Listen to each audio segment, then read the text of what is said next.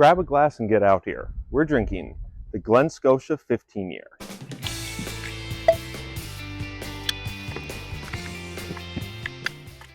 The Glen Scotia 15 year is a bottle that I bought for myself as a celebratory bottle after starting my current job, actually. I wanted something that was from Campbeltown, since that was one of the areas of Scotch that I had not experienced yet. Originally, I was looking for a Springbank release, but for one, they were still incredibly hard to find and were much too expensive. Even the most basic Campbeltown or Springbank release from Campbeltown was the Springbank 10 year, and that cost usually around $120 in this area of Wisconsin. So that was just a little too much for what I was looking to spend at the time. The Glen Scotia 15, much more available and fairly priced, around $80. Speaking of Campbeltown, Campbeltown used to be the largest Scotch producing region. It was known as the whiskey capital of the world. They had dozens and dozens of distilleries in a very small area. Campbeltown is in the southwestern portion of Scotland, kind of pointing towards Islay. Unfortunately, by 2010, almost all of the Campbeltown distilleries closed, leaving Springbank, Glen Scotia, and Glengyle. And Glengyle is the product you see from them is Kilkerran. All three of those were hard to find in Wisconsin. Glen Scotia is the most easily found here, followed by Springbank and then Kilkerran.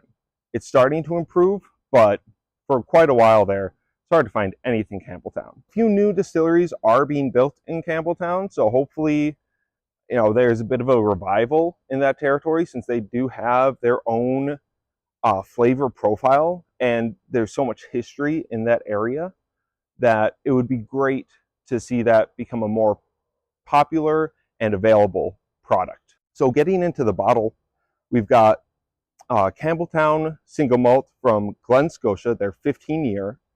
The proof is 92, so a 46% ABV, which is pretty good for Scotch. It is non-chill filtered, which is a nice plus. However, there is color added. It was aged in American oak casks, so probably ex-bourbon. And price-wise, like I said, around 80, 90 bucks. I've seen it a little higher, but if you look around, you should be able to find it for under 90. Time to get into this.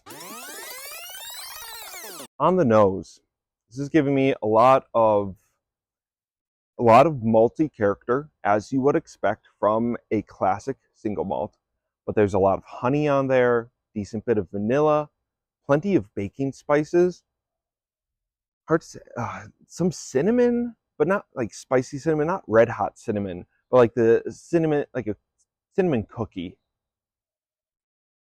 There's also a Campbeltown funk.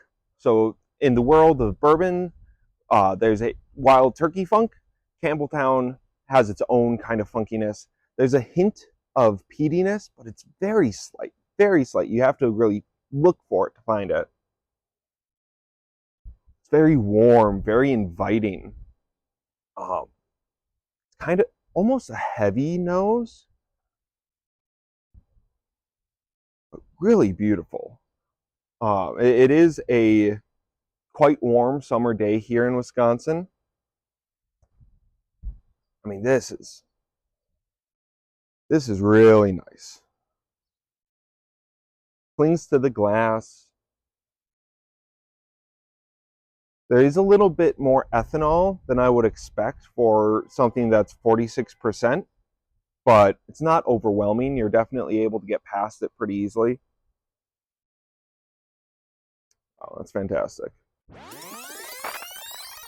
now getting it on the palate, a lot of those flavors come through. The peat actually shows up a little bit more. It's gently peated, but the peat flavor is there. And it shows up more on the palate than it does on the nose. It's also warm and a little spicy. Lots of just intensity in that. With a nice solid background of those classic malt flavors, that kind of beautiful matured grain, good oak influence. I mean, 15 years is pretty solid. I know it's a Scotch, so your baseline might be a 12-year Scotch, the Glenlivets, Glenfiddichs of the world, but the 15 years shows up. It is very well matured. The mouthfeel is complete. It's not thin. It sticks around. The finish lasts. You continue to feel it. You continue to get those malt notes. The peat dies away, and you just get this mature malt flavor that lasts and lingers.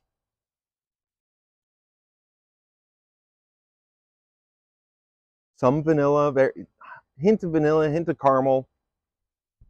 This really is leaning into a combination of classic single malt flavors along with a touch of peat and an underlying backbone of just well-developed barrel. I guess is the best way I can describe it. Really nice.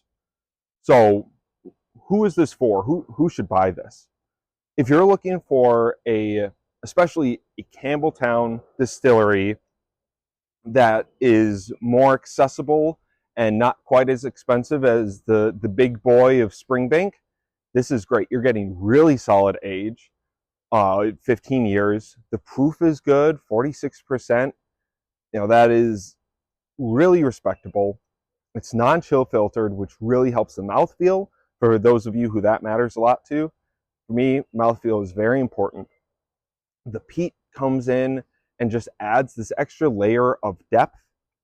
It has what seems like a very classic Campbeltown funk from the few that I've tried. The bottle is very presentable. The box is nice. It's very simple but classy presentation. So really fantastic bottle, especially if you can find it in that $80 range. For a Scotch, the value is high. Some alternatives. Now, if you really want that, the Buffalo Trace of Campbeltown, you're going to be looking at the Springbank 10-year. More expensive, like $110, but getting more available. But that is the biggest name in Campbeltown. You could also look for the Kilkerran 12. It's harder to find, at least in this area. Again, more expensive, around $100, and even less known. So if you're trying to show off, I guess, a Campbeltown whiskey, that one might not be the one for you, but it is an option. And then finally, if you're looking for something with a little more oomph, the Glen Scotia Victoriana is their cask strength version. There's no age statement, but you're getting more proof, a little more oomph from the flavors all around, though I don't think you really need that necessarily. It's, again, a little more expensive. Unfortunately, in Campbeltown, that's just what we're working with. But really good. The closest thing you can get for cheaper, I would say, would be Talisker Storm. That has a little more salinity to the like peat influence, but there's some flavor overlap. Unfortunately, it's not age stated, but it is going to be much cheaper. So thank you for listening. Cheers, and go touch grass.